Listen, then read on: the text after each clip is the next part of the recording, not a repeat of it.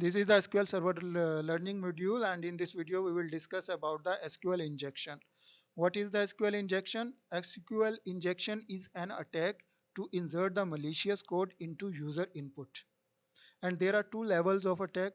One is the primary direct attack, and the second one is the less direct attack or second order SQL injection.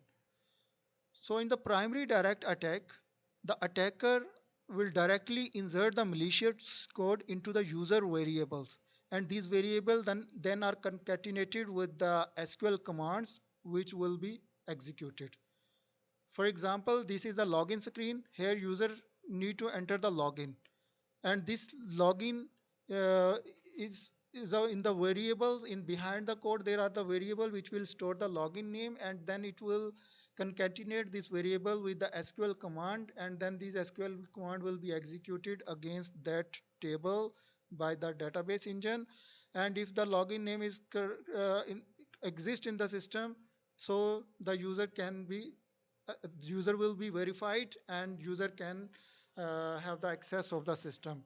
Suppose that the user is some attacker, is a hacker, is some criminal, so he will enter some strange pattern to destroy the system, to create a problems. Instead of this is the login name, or this is the login variable, and here this is the login name. Suppose instead of uh, entering this string, the attacker, the user enters some malicious code like this.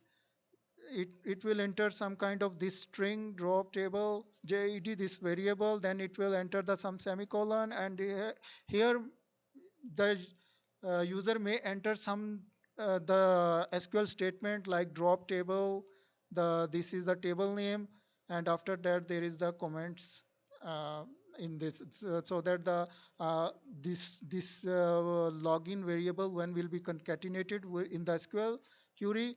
After that this concatenates, and whatever is coming after this variable, it will not be executed, it will be comment, and it will not the part of the SQL query. So this command will be executed, and if the table exists in the system, which the hacker suppose that he may use the hit and trial method, or he used some way to find the table name, and if this table name exists in the system, then the what will be happen, this table may be dropped, or this table may be truncated, or user or hacker can delete the values from the table. So these are the one kind of the attacks which is known as the primary direct attacks, in which the attacker will directly enter the malicious code into the input variables, and then this variable will be concatenated with the SQL commands which will be executed. And if this malicious code is successful, then there will be the loss of the data, or there is the loss of objects, or the user attacker can corrupt the data. So there are some pattern the attacker can use and can insert into these variables. So let's see these some examples of this SQL injection.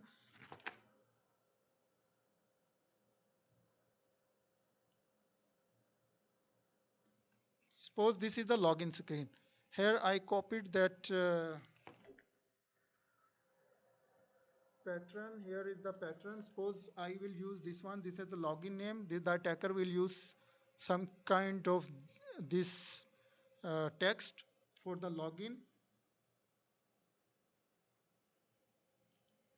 It can be a web application, it can be any application. So here, instead of writing the login name, the attacker may enter some malicious code, and after that it will press the login name. Now this is the query behind the code is this one, and this query, if I will check in the query analyzer what the query will be made by the system. So this is the query. Select this from the logins. It is going to verify this login name, and after that there is this semicolon will make another statement. This it will be treated another statement, drop table, this logins, and after that this there is the comment. I have to enter the proper syntax because the syntax is wrong and it will give the error. If I will execute, it will give the error, incorrect syntax. So I have to use the these two hyphens which will make the, so this is the table name and this is two hyphens. Now if I will check, so this is the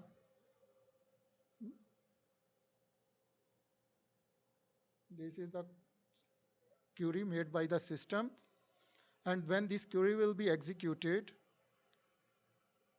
if the table is correct, then we lost that table. So now you see the hacker uh, inserted this code into the login variable, and then this login variable is concatenated here, where this one, and this is the last, in the last of this string, in the last of the text which entered by the attacker is the this double this hyphens which will comments the remaining part of the query. So now this query will be executed. There are the first it will check the this username, and after that the second statement will be executed which will drop the table if it exists. So we have the table in the system. This table exists in the system, like this is the table, this is the table, this is the test table, and it have the all the logins name. If user draw these tables, then all the system will be crashed. So now let's see if this statement will be executed. So now this statement is executed. Let's see in the SQL this is there or not. Yeah, now the table is no more there. So the table is dropped by the attackers. Attacker guessed the table name by some hit and trial methods, and attacker dropped the tables. So this table is no more now there. So this is the one technique for the SQL injection.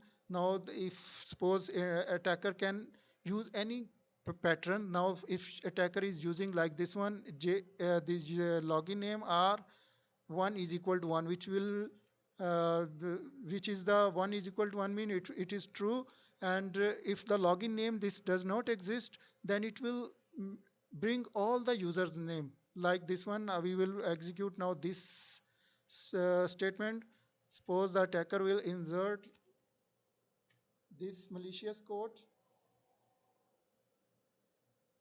So this attacker now in the login text box, it will enter this one, and when this will be executed, so this is the query made by the system with the text which entered by the hacker. If we will check now this one, what is the query, this one.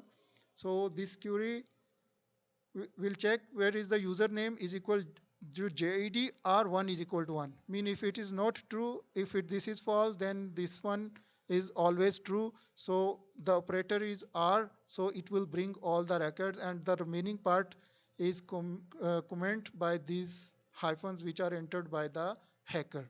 So if I will execute this query will now brings all the logins information of the employees from this table. So attacker can get the data by using this malicious code into the login screen. So this is another kind of the SQL injection, and so this is known as the primary direct attack.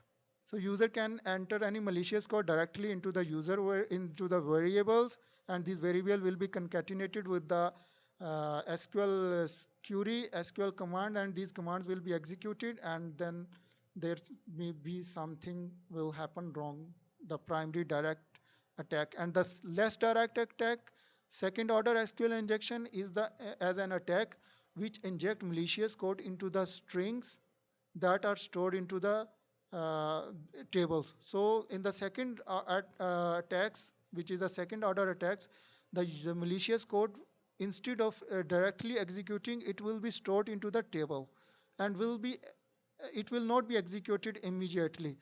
When the stored strings are concatenated into the this dynamic SQL commands, then the malicious code will be executed.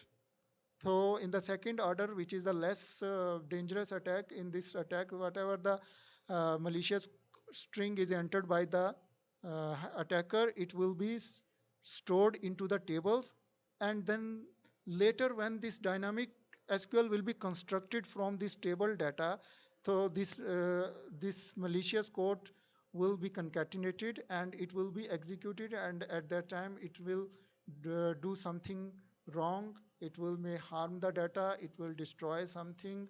So these are the kinds of the attacks, and this is known as the SQL injection.